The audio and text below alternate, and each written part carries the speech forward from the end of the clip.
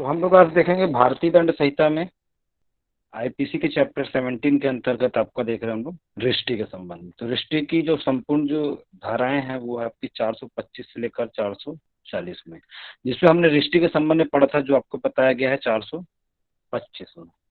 ठीक है, 425 में रिष्टी को क्या किया गया है, परिभाषित किया गया है ना।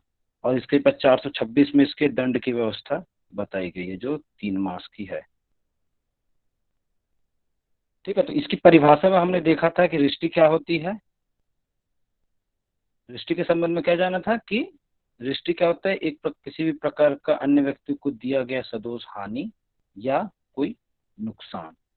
ठीक है, और ये किसको हो सकता है, किसी व्यक्ति को हो सकता है, जनता को हो सकता है, या जिसको हम बोलते हैं लोक, है ना। तो ये दोनों प्रकार का क्या है, ये किसी भी व्यक्ति को या जनता को दिया गया एक जो सदोष हानि या नुकसान है वह क्या कहलाता है आपका रिष्टी कहलाता है, या उसको बोला जाता है आपका मिसचिफ। यहाँ तक की चीजें हमने पिछली क्लास में पढ़ी थी। अब हम देखते हैं आगे की क्या चीजें उनको पढ़ना। तो आज हम लोग देखेंगे कि 425 से लेकर 440 तक में रिष्टी को परिभाषित किया गया है। 424 25 और 26 हमने पढ़ लिया है। आज हम देखेंगे 427 से लेकर 440 तक। ठीक है, इन धाराओं में ये 14 धाराएं जो आपकी टोटल है, इनमें बताया गया है रिष्टी के प्रकार। कि जो रिष्टी में हमने समझा कि हानि, सदोष हानि या नुकसान, तो इसकी जो प्रकृति होगी कि ये इसकी जो प्रकृति होगी कि हानि या नुकसान की प्रकृति कैसी हो, 10 रुपए की है, 50 रुपए की है, 100 रुपए की है। ठीक है, फिर ये पब्लिक प्रॉपर्टीज में है या आपकी सड़क पर है, रोड्स पर है। ठीक है, या फिर किसी सिंचाई क्षेत्र पर है। ठीक है, किसी नहर पर है, नदी के जल पर है। ठीक है, तो उन सारी चीजों में भी क्या होता है, जो दृष्टि की जो ये हानि या नुकसान होती है उसकी प्रकृति के बारे में देखेंगे कि 10 रुपए, 50 रुपए, 100 रुपए या सड़क पर।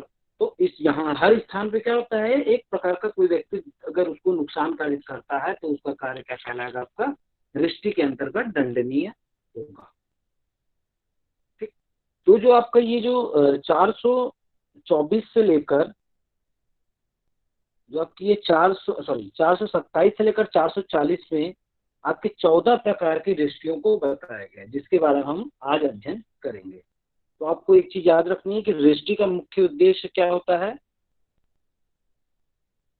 दृष्टि का मुख्य उद्देश्य क्या होता है, जो इस भारतीय दंड संहिता आईपीसी के अंतर्गत रखा गया है, इसके तहत है कि दृष्टि का जो मुख्य उद्देश्य है कि इसको क्यों हमारे अपराध के स्वरूप में रखा गया है, कि इससे क्या है कि जो दूसरे की संपत्ति है,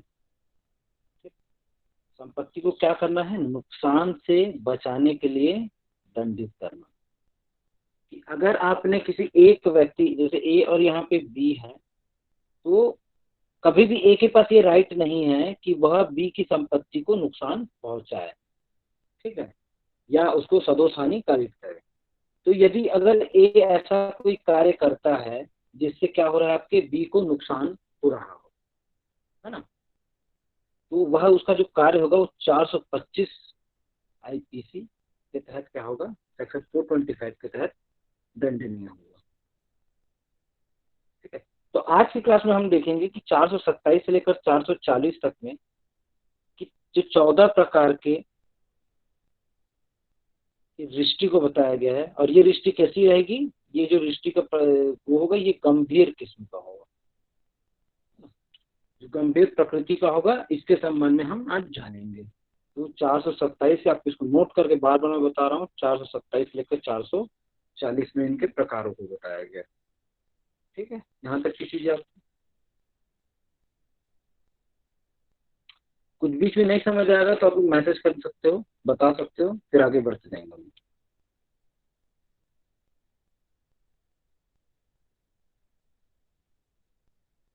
तो आज हम देखते हैं कि 427 के संबंध में क्या बातें इसमें दी गई।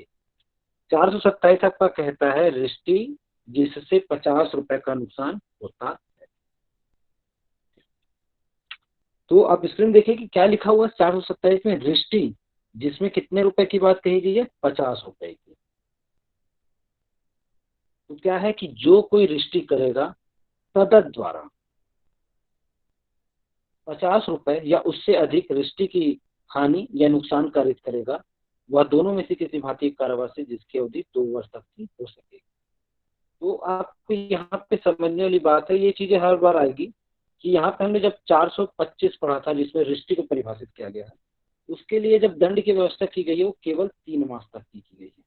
क्यों? क्योंकि यहाँ पे जो आपको 425 में जो दृष्टि बताया गया है वो सृष्टि के साधारण स्वरूप को बताता है,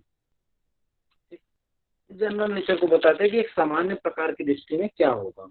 तो उसके आधार पे जो ये जो सजा या कारावास की अवधि है उसको 3 मास तक का की रखी गई है। फिर हम जब आगे देखें कि यहाँ पे जब रिष्टि का जब रिष्टि कार्य किया जा रहा है, यहाँ पे जो रिष्टि क्या है इसका, कि कोई रिष्टि करेगा कितने रुपए तक का, 50 रुपए या उससे की अधिक। अब वो 50 रुपए से अधिक का क्या है, कोई संपत्ति है, जैसे एक ही कोई संपत्ति है जिसका मूल्य 60 रुपए है, सॉरी, जिसका मूल्य 40 रुपए है, तो वो क्या होगा, अगर 40 रुपए मूल्य का होगा तो वो रिष्टि किसमें आगे की आ जाएगी, किसमें आ जाएगी, आपकी 426 के अंतर्गत दंडनीय हो जाएगी। लेकिन अगर उसका मूल्य 60 रुपए है, अगर उसका मूल्य 60 रुपए है तो वो किसमें आएगा कि तदत द्वारा 50 रुपए या उससे अधिक की रिष्टि है। तो उसका जो कार्य होगा वो 50 रुपए से ऊपर का जिसने रिष्टि किया है या नुकसानकारी किया है, सदोष हानिकारी किया अन्य व्यक्ति को, तो उसके नुकसान की भरपाई वो करेगा, और जिसके लिए उसकी जो दंड की व्यवस्था होगी उसको 2 वर्ष तक की हो सकेगी। अर्थात आप ऐसे समझिए कि अगर आप किसी व्यक्ति ने किसी अन्य व्यक्ति को 50 रुपए से अधिक की संपत्ति की हानि पहुंचाई है या सदोष हानिकारी किया है, तो उसमें उसके दंड की व्यवस्था कितनी होगी आपकी, 2 वर्ष तक की हो सकेगी। ठीक, यहाँ तक की चीजें समझ आ गई होगी।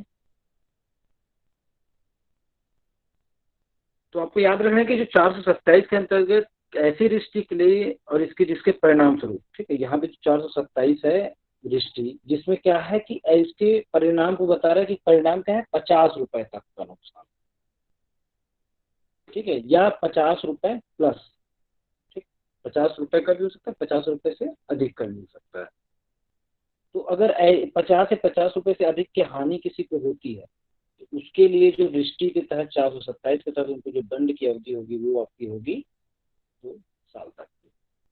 जो कैसी हो सकती है, किसी भी भांति की हो सकती है, मतलब दोनों हो सकती है, साधारण और कठोर। फिर हम देखते हैं आगे 428 के संबंध में। यहाँ तक की चीजें क्लियर हो तो बता देना मैं। फिर हम देखते हैं 428, 10 रुपए के मूल्य के जीव जंतु को वध करने या उसे विकलांग करने द्वारा दृष्टि। तो पूर्व हमने देखा 50 रुपए तक की संपत्ति के साथ अगर किसी ने नुकसानकारी किया तब क्या होगा। दूसरी बात आप देखते हैं कि जीव जंतु के संबंध में ये बातें चल रही है, तो देखिए आपको याद है कि आईपीसी हमारी जो बनी थी वो उस समय 10 रुपए की जो वैल्यू थी वो अत्यधिक थी, ठीक है। आज के समय में इसकी वैल्यू कम है, इसकी वैल्यू नगण्य हो गई कि 10 रुपए आप समझते हैं कि इससे कुछ खास चीजें नहीं आ सकती, ठीक है। तो हम इसी को पढ़ते हैं, आपको चीजें समझ आ जाएगी जो मैं कहना चाह रहा हूँ। 10 रुपए के मूल्य के जीव जंतु को वध करने या उसे विकलांग करने द्वारा दृष्टि, ठीक है। तो कोई जीव जंतु है, यहाँ पे ए जैसे कोई जीव जंतु है जिसका क्या किया जा रहा है, या तो उसको वध किया जा रहा है अर्थात उसको मार दिया जा रहा है, या उसको विकलांग किया जा रहा है। तो ऐसा कोई कार्य करेगा तो उसके लिए कितनी सजा का प्रावधान है वो 428 बताता है। तो कह रहा है कि जो कोई 10 रुपए या उससे अधिक के मूल्य के किसी जीव जंतु या जीव जंतुओं को वध करने, विष देने, विकलांग करने या निरापयोगी बनाने द्वारा दृष्टि करेगा, वह दोनों में से किसी भांति के कारावास से जिसकी अवधि 2 वर्ष तक की हो सकेगी या जुर्माने से या दोनों से दंडित किया जाएगा। तो ये जो चीजें आपकी है कि 10 रुपए तक का कोई जो संपत्ति की बात करें तो उसमें यहाँ पे जीव जंतु को रखना है, ठीक है।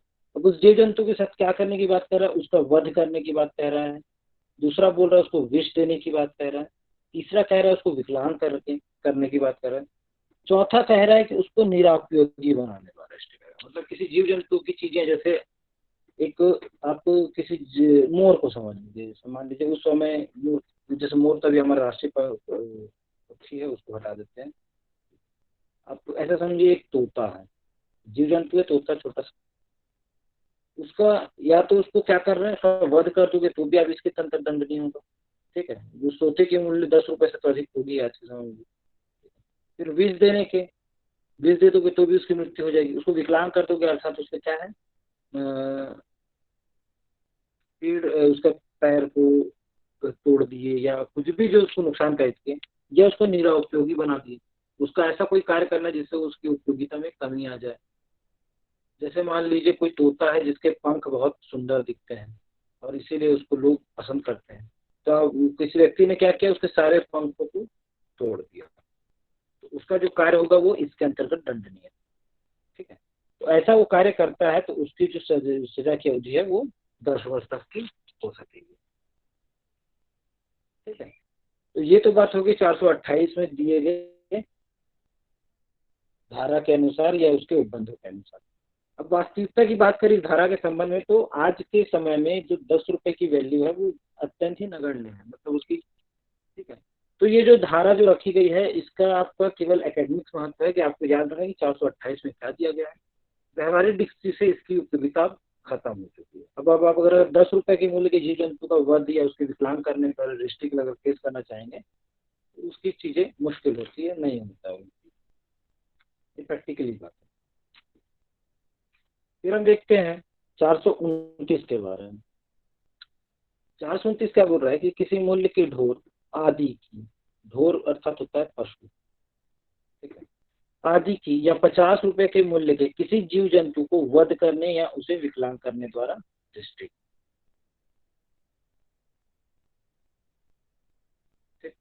तो हमने 400, आप पीछे की धारा भी याद रखनी, 427 में हमने पढ़ा था 50 रुपए तक की रिस्ट्रिक्ट, वो आपका था संपत्ति से संबंधित।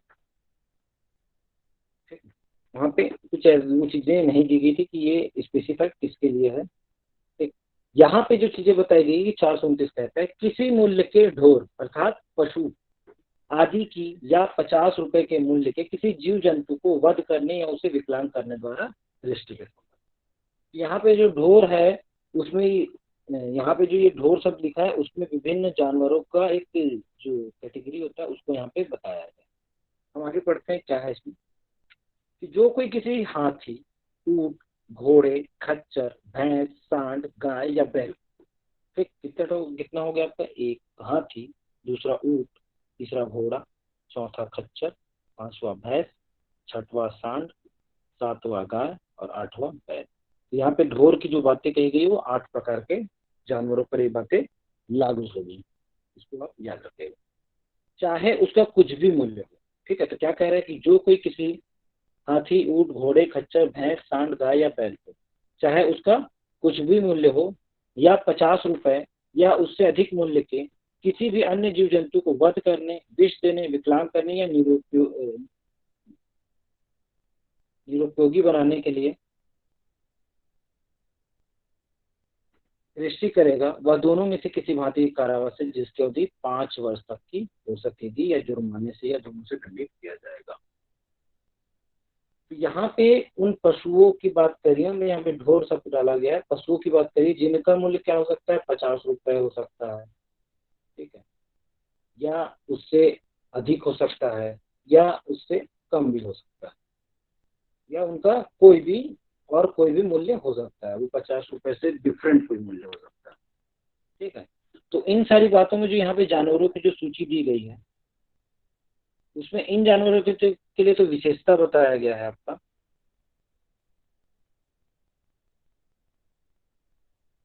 कि कोई किसको है, हाथी, ऊंट, घोड़े, खच्चर, भैंस, सांड, गाय, बैल को उनका कुछ भी मूल्य हो या 50 रुपए हो या उससे अधिक हो, और के किसी भी अन्य जीव जंतु को वध करने, विष देने, विकलांग करने या उसको निरुपयोगी बनाने के हिसाब से अगर कोई कार्य करता है या उससे जो नुकसान पहुंचाता है, यहाँ पे जो दृष्टि दिया मतलब उसको सदोषानी नुकसान कार्य करता है, तो उसकी जो अवधि होगी 5 वर्ष तक की हो सकेगी। ठीक है। अब जैसे अब इसमें समझिए कि एक पशु है, ठीक है, एक पशु है, पशु के तौर पे वो क्या है, एक बैल है, जैसे तो, ठीक है। तो यहाँ पे जो बी है, जो ये बैल है वो ए का है। बी क्या करता है, बैल को डंडे से मारता है, ठीक। तो डंडे से मारने के से अगर उस बैल का अगर विकलांग हो जाए या उसके पैर में गंभीर चोट आए जिससे वो विकलांगता संभव हो, ठीक है, तो उसका कार्य किसके अंतर्गत दंडनीय होगा, आपका 429 के अंतर्गत दंडनीय होगा। अगर वह उसको डंडे से मारता है पीठ पर, जिससे उसके ना उपयोग में कोई फर्क पड़ता है ना उसके शरीर पे कोई फर्क पड़ता है, मतलब कोई भी फर्क नहीं पड़ता है। हाँ, एक बार बस ये है कि डंडे से मारने से उसमें थोड़ी खरोंची आ जाए सामान्य सी, तो अगर ऐसा कार्य करता है तो वो इसके अंतर्गत दंडनीय नहीं होगा। यहाँ पे जो बातें लिखी गई है वो 3 बातें होनी चाहिए इसके साथ, किस जीव जंतु का वध करने का, उसको विष देने का, या उसको विकलांग करने का, या उसको निरुपयोगी बनाने का। तो कोई भी ऐसा कार्य होता है जिससे क्या है, ये 4 बातें अगर हो सके तभी यह धारा उस पर लागू होगी। क्लियर है यहाँ तक? फिर हम देखते हैं 430 के संबंध में। 430 आपका कहता है सिंचन संकर्म को क्षति करने या जल को दोषपूर्वक मोड़ने द्वारा दृष्टि। सिंचन संकर्म मतलब आपका होता है सिंचाई के कार्य, इसको याद रखिएगा। क्या है कि सिंचाई के कार्यों में क्या है, जल की आपूर्ति की जाती है, ठीक है, या सिंचाई का जो संकर्म हो रहा है उसमें क्षतिकारित करके उस कार्य को रोका जाए, या वहां पे जो जल की आपूर्ति हो रही है उसको दोषपूर्वक मोड़ने द्वारा दृष्टि। जैसे एक के यहाँ पे कोई नहर से पानी आ रहा है तो वहाँ यहाँ पे बी क्या करता है, यहीं पे उसको खोल देता है, तो यहाँ पे पानी का बहाव नहीं हो पाएगा और सारा पानी इधर चला जाएगा।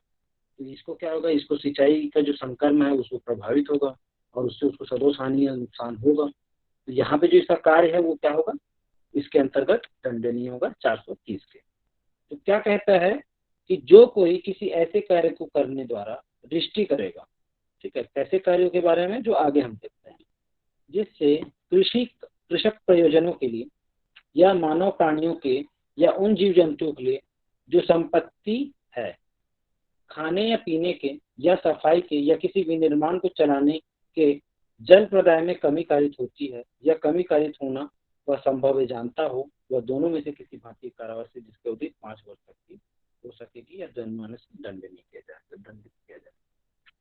तो यहाँ पे सिंचाई संकर्म को बताया गया है। तो ये जो सिंचन संकर्म है तो इसमें सिंचाई के कार्य आते हैं।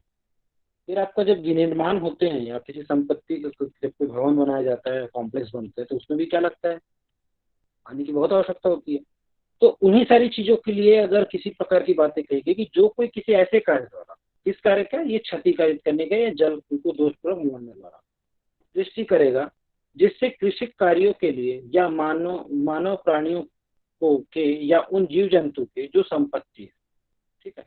यह 3 बातें हैं कि कृषक प्रयोजन, दूसरा मानव प्राणी, तीसरा यहाँ पे जीव जंतु। इनको क्या है, किसी एक स्थान से ऐसे पानी की आपूर्ति होती है, अब वो पानी की आपूर्ति होती है तो उसमें क्या कर सकते हैं, कोई नल का लाइन है, नल कनेक्शन है, तो एक गांव को दूसरे गांव से जोड़ता है नल का पाइपलाइन, उसमें क्या कर रहे, दोष खरीद कर रहे हैं या उसको तोड़ने का प्रयास कर रहे हैं। या कोई ऐसा है कि जंगल में कोई एक नहर जाती है जो वहाँ के जो भी जीव जंतु उनको पानी की आपूर्ति करती है, तो अब क्या है, उस नहर को क्या है पहले ही रोक दे रहे हो, तो सीधी सी बात है कि पानी वहाँ तक नहीं पहुँच पाएगा, है ना। फिर वैसे ही कोई विनिर्माण हो रहा है तो वहाँ उसको पानी की जो आवश्यकता की चीजें हैं, चाहे वो किसी नल से ले रहा है, किसी तालाब से ले रहा है, उसकी उसमें क्या है, बाधा उत्पन्न करना, ठीक है। तो वही बोला है कि तो तीनों तो जो यहाँ पे संपत्ति मानी जाएगी और उसके संबंध में यह कार्य होगा, क्षति करना या जल को दोषपूर्वक मोड़ने का, या खाने पीने के या सफाई के या किसी विनिर्माण को चलाने में जल प्रदाय में कमी कारित या कमी कारित होना वह संभव है जानता हो, वह दोनों में से किसी भांति कारावास जिसकी अवधि आपकी 4-5 वर्ष तक की हो सकती है।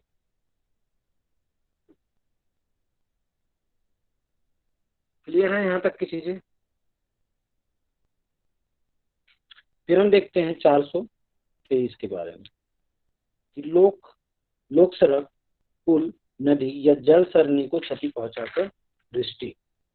तो आपको क्या बताता है ये लोक सड़क मतलब जो पब्लिक ट्रांसपोर्टेशन की चीजें हैं, पब्लिक रोड्स हैं, उसके जो पब्लिक ब्रिज है, जो रिवर है, सारी चीजें पब्लिक होती है। तो यहाँ जल सारणी बोला है, अर्थात तो चैनल की बात करता है। चैनल अर्थात की एक प्रकार का जहाँ पे पानी को रखा जाता है, या एक जो किनारे होते हैं, मतलब एक बांध के तौर पे समझ सकते हो आप, किसी प्रकार के जो बांध होते हैं, चेक डैम्स होते हैं, तो वो जल सरणी में आ जाएंगे। तो उसके लिए उसको क्या कर रहा है, क्षति पहुंचाकर कारित किया गया दृष्टि के बारे में। ठीक है, कि ऊपर हमने 425 में पैसे सामान्य पढ़ाई था कि कोई भी लोग या व्यक्ति की संपत्ति को नुकसान या सदोष हानिकारित करना। तो यहाँ पे जो केवल आपका है, ये पब्लिक ट्रांसपोर्ट को चाहिए, जो जनता की चीजें होती है, जनता की संपत्ति होती है, उसके संबंध में कि लोक सड़क जो पब्लिक रोड्स होते हैं, पुल जो ब्रिजेस होते हैं, फिर रिवर्स या जल सारणी को क्या कर रहा है, क्षति पहुंचाकर रिष्टिकारित कर रहा। तो जो कोई किसी ऐसे कार्य को करने द्वारा रिष्टि करेगा जिससे किसी लोक सड़क, पुल, नाव्य नदी या प्राकृतिक या कृत्रिम नाव्य जल सारणी को यात्रा या संपत्ति प्रवहन करने के लिए अगम्य या कम निरापद बना दिया जाए, या बना दिया जाना वह संभव जानता हो, वह दोनों में से किसी भांति के कारावास से, जिसकी अवधि 5 वर्ष तक की हो सकेगी, या जुर्माने या दोनों से दंडित किया जाएगा। तो यहाँ पे आपकी जो बातें लिखी गई है वो किससे संबंधित है? पहली बात ये कि लोक सड़क, पुल, नदी, जल सारणी को क्षति पहुंचाना, और उसे यह इस बात का ज्ञान होना चाहिए कि उसके इस कार्य से क्या है, क्षतिकारी होगी। जैसे अब इसमें उसके द्वारा जो कार्य क्या क्या हो सकते हैं, इसको समझते हैं। इसलिए ऐसे कार्य की जो बात कर रहे हैं ना, किसी ऐसे कार्य द्वारा दृष्टि हो रहा, दृष्टि कैसे होगी, जिससे वो क्षति कारित होगी। तो किसी लोक सड़क को क्या कर रहा है, तोड़ रहा है बीच से, किसी पुल को तोड़ दिया, या पुल में बाधा उत्पन्न कर दिया कि पुल को लोग पार ना कर सके या जा ना सके पुल में, या जो नाव्य नदी या प्राकृतिक या कृत्रिम नाव्य जल सारणी को। ठीक है, अब नाव्य नदी अर्थात जिस नदियों पर जल यातायात होता है। ठीक है, अब वो प्राकृतिक रूप से हो सकता है, या फिर वो कृत्रिम रूप से भी हो सकता है। किसी स्थान पे क्या है, स्थान विशेष में क्या है, आपका जल यातायात की सुविधा को बनाया गया है। अब वो प्राकृतिक रूप से बना हो सकता है, या उसको कृत्रिम रूप से भी बनाया जा सकता है। ठीक है, तो उस जल सारणी का या उस चैनल का प्रयोग क्यों किया जाता है, यात्रा या संपत्ति के प्रवाहन के लिए। ठीक है, यहाँ से क्या है, लोग आना जाना भी करते हैं, या फिर क्या करते हैं, वहां पे से अपनी संपत्ति का प्रवाहन मतलब ट्रांसपोर्टेशन करते हैं, कि केवल अपनी संपत्ति इस स्थान से उस स्थान भेजते हैं। अब वो चीजें आपकी क्या हो सकती है, किसी नाव के माध्यम से भी हो सकती है, किसी अन्य वजह का अन्य जो साधन होते हैं उससे भी हो सकती है। अब ऐसा आप एक समझिए कि जैसे ये एक नदी है, अरे दो किनारा, दो छोर है इसका, यहाँ पे और इधर। ठीक है, तो लोग यहाँ से इस पार से इस प्रकार सामान कैसे भेजते हैं कि ज्यादा ये नहीं है, लेकिन ये जो नदी है इसमें क्या करते हैं, यहाँ से एक रस्सी बांध दी गई है, और उस रस्सी रस्सी के थ्रू के माध्यम से एक कुछ मतलब ऐसा साधन बनाया गया कि यहाँ से कोई सामान को आप पानी से आराम से इधर खींच सकते हैं, और उसी रस्सी के माध्यम से इधर खींच सकते हैं। तो ये संपत्ति का साधारण तरीके का प्रवाहन किया जाता है। लेकिन ये चीजें कब होती है, जब वहां पे पानी की व्यवस्था एक सामान्य स्तर में रहे तब। उसी तरह उसी प्रकार से लोगों का भी आना जाना होता है। ठीक? तो वैसी चीजों को क्या कर रहा है कि उसकी अगम्य या कम निरापद बना दे। ठीक है, अर्थात उसको क्या करने की बात कह रहा है यहाँ पे, कि उसके जो प्रयोग है उसको कम कर दे, ठीक है? जिससे उसकी जो चीजें हैं वो क्या हो जाए, खत्म हो जाए, या उसका जो प्रयोग यूज है वो क्या होता है, खत्म हो जाए। अगम्य अर्थात होता है आपका उसको अप्रयोग करने से बचाना, मतलब उसको जो जितना उसका उपयोग किया जा सकता है उसकी जो क्षमता होगी उसको कम कर देने की बात। ठीक है, या कम निरापद अर्थात उसका जो कार्य जो है उसको भी कम कर देना, या उसकी उपयोगिता में कमी ला देना। तो ऐसा कोई कार्य किया जाता है या बना दिया जाता है, बना दिया जाना वह संभव जानता हो। ठीक है, कि ऐसी दृष्टि कार्य होती है कि उससे वह सारी प्रक्रियाओं में असर पड़ेगा। तो वहां वो दोनों में से किसी भांति के कारावास से, जिसकी अवधि क्या होगी, 5 वर्ष तक की हो सकेगी, या जुर्माने से, या दोनों से दंडित किया जाएगा। क्लियर है चीजें? फिर हम देखते हैं 432 के संबंध में, कि लोक जल निकास में नुकसान प्रद जल प्लावन या बाधा कारित करने द्वारा दृष्टि। 432 के तहत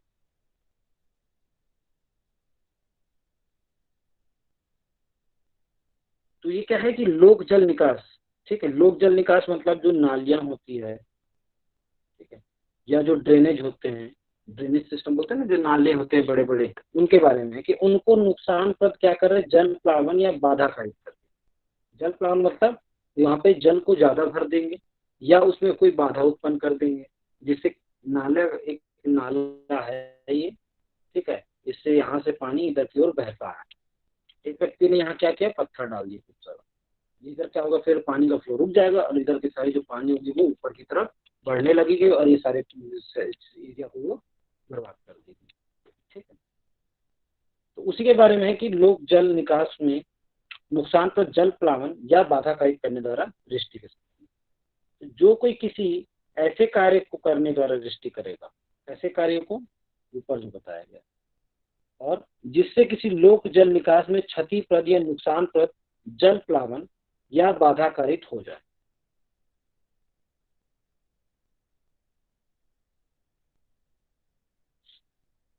यह होना वह संभव है जानता हो, वो दोनों में से किसी भांति की कारावास जिसकी अवधि 5 वर्ष तक की हो सकेगी या जुर्माने से दंडित किया जाएगा। क्योंकि वो लोक जल निकास है, वो पब्लिक की जो ड्रेनेज सिस्टम है, अगर उसमें आपने कोई ऐसा कोई किसी व्यक्ति ने कार्य किया जिससे क्या है वो ड्रेनेज सिस्टम अपना काम ना कर सके या उस पर बाधा उत्पन्न हो जाए, तो वो क्या होगा, आपका 432 के अंतर्गत दंडनीय होगा।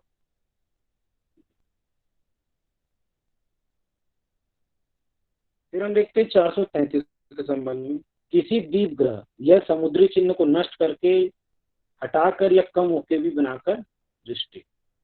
तो द्वीप ग्रह क्या होता है, आपका लाइट हाउस होता है, ठीक है, तो बोला जाता है आपका लाइट हाउस। फिर समुद्री चिन्ह क्या होते हैं, जो समुद्रों में कुछ चिन्ह बनाए जाते हैं, सी मार्क बोला जाता है इसको, ठीक है, कि आपने जानते हैं कि जैसे ये एक आपका समुद्र एरिया, तो यहाँ पे चारों ओर पानी ही पानी होता है। तो क्या होता है कि किसी आइलैंड में या किसी ऐसे स्थान पे जहाँ पे आपको बहुत दूर से वो दिख सके, तो वहाँ पे एक लाइट हाउस बनाया जाता है, एक ऊंचा सा, एक ऊंची सी एक टावर बनाया जाता है जिसपे लाइट लगी होती है। और वह लाइट क्या होती है, जो बाकी जो समुद्र में जो भी नाव घूम रहे हैं, फिर रहे हैं, जो भी अपना कार्य कर रहे हैं, उनके लिए एक चिन्ह होता है जिसके माध्यम से वो उस वहां तक पहुंच सके, क्योंकि उनको रास्ता तो उसी से मिलेगा, ठीक है, वो कहीं किसी भी तरीके से वहां पहुंच जाए, तो वो एक लाइट हाउस है। फिर क्या होता है कि समुद्रों के बीच बीच में भी कुछ तरीकों से कुछ चिन्ह बनाए जाते हैं, जिससे समझ आ सके कि आप किस देश में हैं या किस समुद्र के किनारे हैं, मतलब किस क्षेत्र में हैं। ठीक है। तो उसके बारे में किसी द्वीप ग्रह या समुद्री चिन्ह को नष्ट करके, उसको हटाकर या कम उपयोगी बनाना। तो 3 बातें हैं कि द्वीप ग्रह समुद्र पर क्या है, चिन्ह को क्या कर रहे हैं, नष्ट कर रहे हैं, जैसे टावर है उसको खत्म कर दे, जो चिन्ह बनाए गए उसको मिटा दे रहे हैं, हटा दे रहे हैं, या उसको क्या कर रहे हैं, कम उपयोगी उपयोगी बना रहे हैं। जैसे लाइट हाउस है, लाइट हाउस में जाके क्या किया आपने, लाइट ही वहाँ की बंद कर दी। तो लाइट बंद कर दी तो दिखेगा नहीं अंधेरे में रात को, तो क्या होगा, जो वहाँ आने वाले जो लोग होंगे, जो जो नाविक होंगे, उनको परेशानी होगी, तो इससे क्या होगा, उनको नुकसान होगा। ठीक है। तो क्या है कि जो कोई किसी द्वीप ग्रह को या समुद्री चिन्ह के रूप में उपयोग में आने वाले अन्य प्रकाश के या किसी समुद्री चिन्ह या बोया गया या अन्य चीजों के जो नौ चालकों के लिए मार्ग प्रदर्शन के लिए रखी गई, नष्ट करने या हटाने द्वारा, अन्यथा कोई ऐसा कार्य करने द्वारा जिससे कोई ऐसा द्वीप ग्रह, समुद्री चिन्ह, बोया या पूर्वत ऐसी अन्य चीज नौ चालकों के लिए मार्गदर्शक के रूप में कम उपयोगी बन जाए।